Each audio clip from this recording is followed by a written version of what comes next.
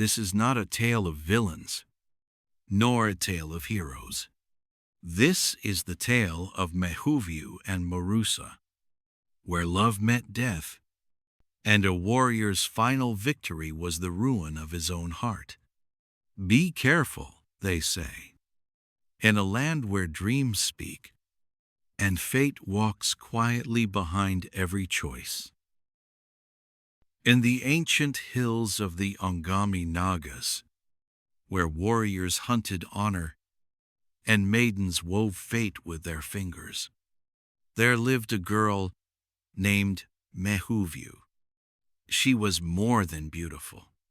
She was wise, thoughtful, respected, the kind of girl whose silence could hush a room and whose smile could lift the mist from the mountains. Suitors came like bees to spring flowers, but Mehouviü turned them all away, not because she didn't believe in love, but because she had heard of someone else. Far away, in the fierce warrior village of Mima, there lived a man feared and admired, Morusa, tall, strong, deadly. His name alone could clear a battlefield. He had taken many heads in combat, marking his place in the lore of warriors. But behind the blood and bravado, Morusa was still a man, and his uncle urged him to marry. When Mehouviü's name reached him, Morusa agreed. He had never seen her face, but he had heard enough to know she was worth it. And so the wedding was planned. 2 villages prepared for union. 2 lives prepared to intertwine. In her village, Mehouviü danced with joy. She hosted feasts, laughed with friends, and shared dreams that came to her each night. Visions of sitting in Morusa's home, eating rich meals of meat and rice, surrounded by comfort and love.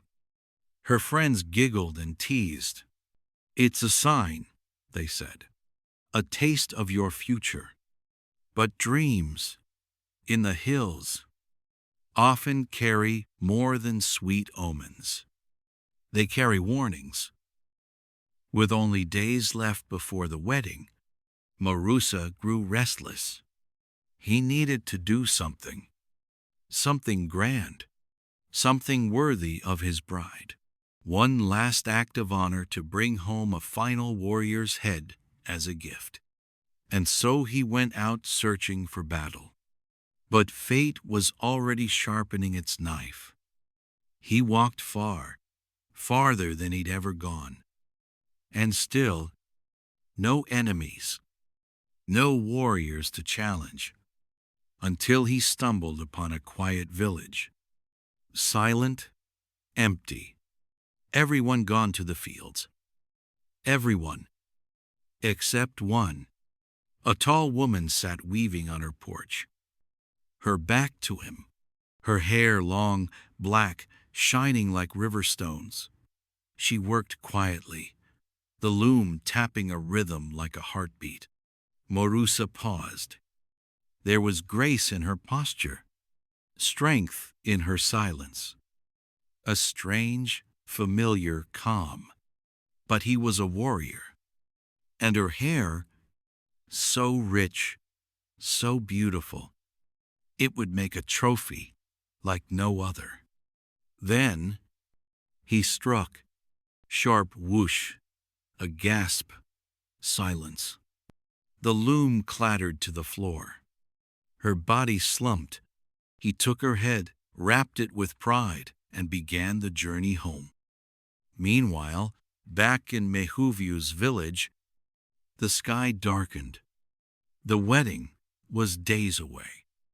But joy turned to horror when her friends found her lifeless on her porch, her weaving cut short, her head gone.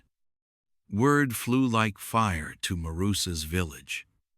Mehouviü has been killed. A warrior took her head. Celebration turned to mourning. Confusion gripped Morusa's heart.